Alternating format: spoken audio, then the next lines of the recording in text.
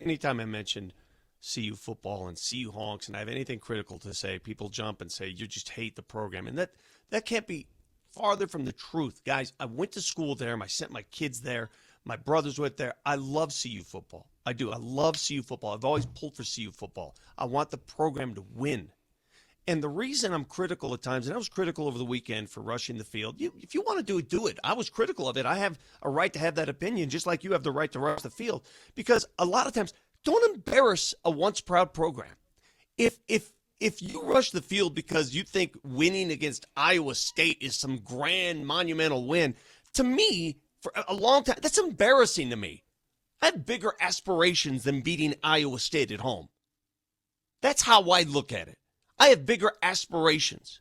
So to say that you love the program more or let kids be, I was a kid there too. My kid was a kid there too. That's all. We all love the same program. Don't embarrass me. No, I was going to mention this, and we'll get to the Avs in a second. I get accused of being a CU hater a lot too. And here's where I get confused. I want CU to be successful so badly that I do not want to accept something I consider substandard to where they should be. When you are donating the money or paying the money to a head coach to the tune of $10 million a year, there needs to be a certain level of expectation of where that team's going to be. A standard. There has to be a standard.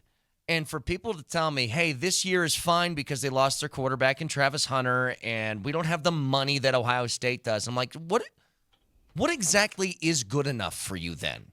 Because I want this team to compete for conference titles. I don't think that's too much to ask. You aren't in the SEC. You aren't in the Big Ten. You should be able to be competitive. And maybe this year is just, it's a weird circumstance because one of the better quarterbacks in program history and a Heisman Trophy winner left, and that's tough to replace. Okay, fine.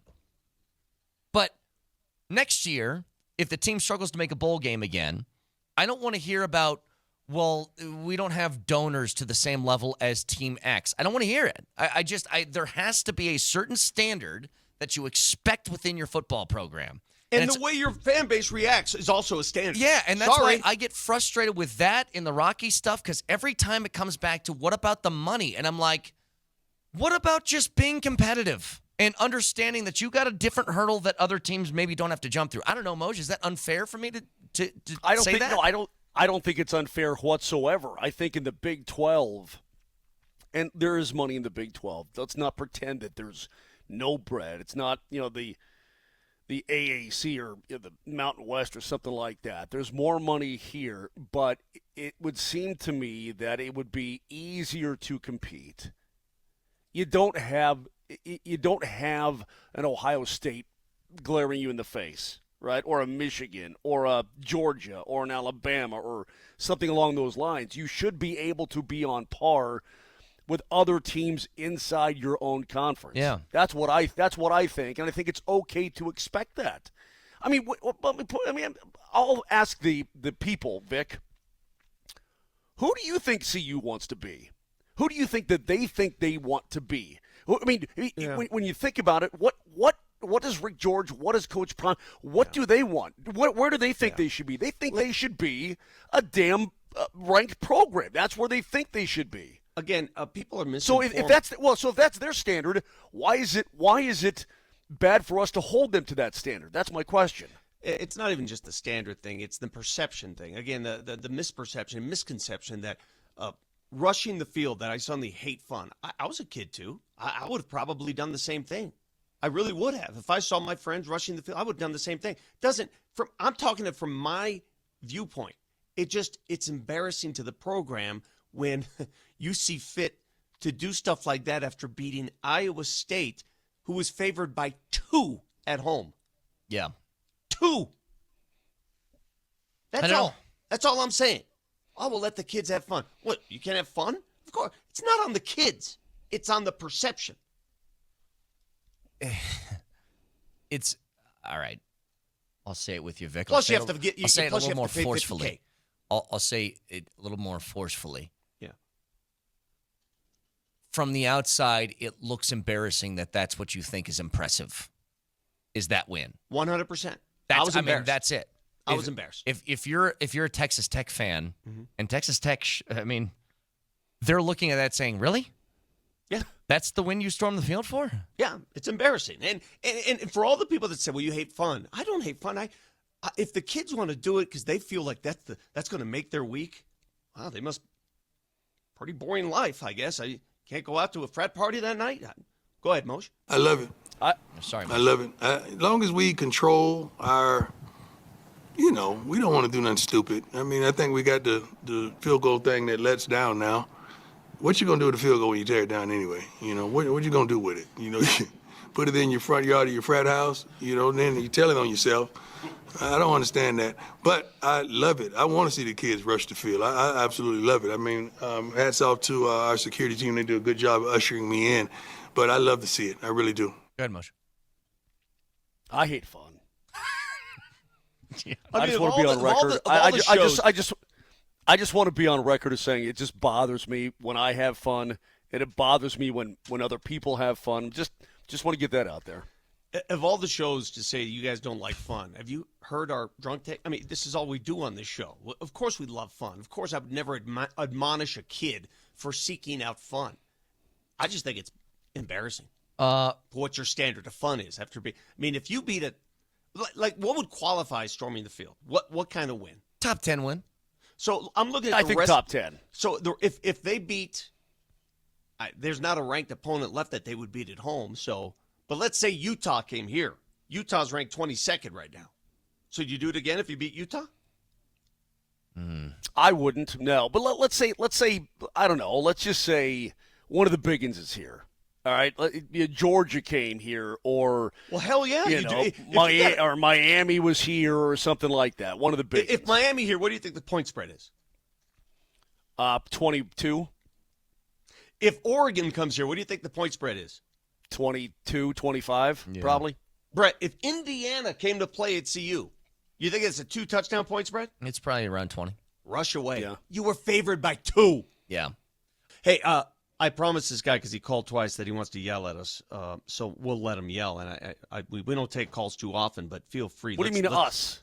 Define us. We had a discussion, and he disagrees with what we have to say. Okay, go ahead, Tyler. So let's welcome Tyler to the show. Tyler, what's up? What do you disagree with? Hey, good morning, guys. Well, first thing is, thank you guys. I appreciate you guys that listen to the show all the time and have Thanks, for 6 years. So, thank you. Well, that's right. When I got here, what a coincidence. Yeah. Well, Brett is the one that I have most of the bone to pick with, but I think I stand up for a lot of CU Buff fan listeners when I say it just sounds like the tone from you guys when you talk about the Buffs is disappointment and sadness, and there's never a take that's like, hey, this is a great win. This could be a season-changing win for the Buffs. Salter hasn't played up to our expectations for this year, but he's playing really well right now. Yeah. So Tyler. most of the tone this whole week has just been boo the fans for running on the field. That's all we've heard. Sure. Tyler, that's a fair. Tyler, that's a fair take. hold on. If we don't believe it, then we're not going to say it. I don't believe this is a season-saving win. I look at the schedule. I think it was a good win. I thought it saved a bowl game opportunity. I thought it was a very important win. It saved a bowl game opportunity, but when you look at the rest of the schedule, Tyler, they're going to be dogs probably in every game they play from here on out. Or close to it. Tyler, let me compound that with this. Let me say this. Tyler, I'll make it very easy on you because I do admire the fact that people listen to the show even if they disagree with us, and so you disagree on this. Here's how I look at it. If you want your hype level here, and the hype level for CU's right here, right? It's way up here. Then by God, you're going to get more eyeballs and more attention. And the criticism level is going to front that hype level. You want it? Let me hear you got to accept it. Let me hear him out. You want to play like your big boy football? You want to play that game? Well, you got to act like it too. Is that fair, okay, Tyler? Let me give you – that's fair, but let me give you a CU Buffs take I haven't heard on your show this week, and you guys tell me if it's fair. Okay, sure. Prime's having health issues.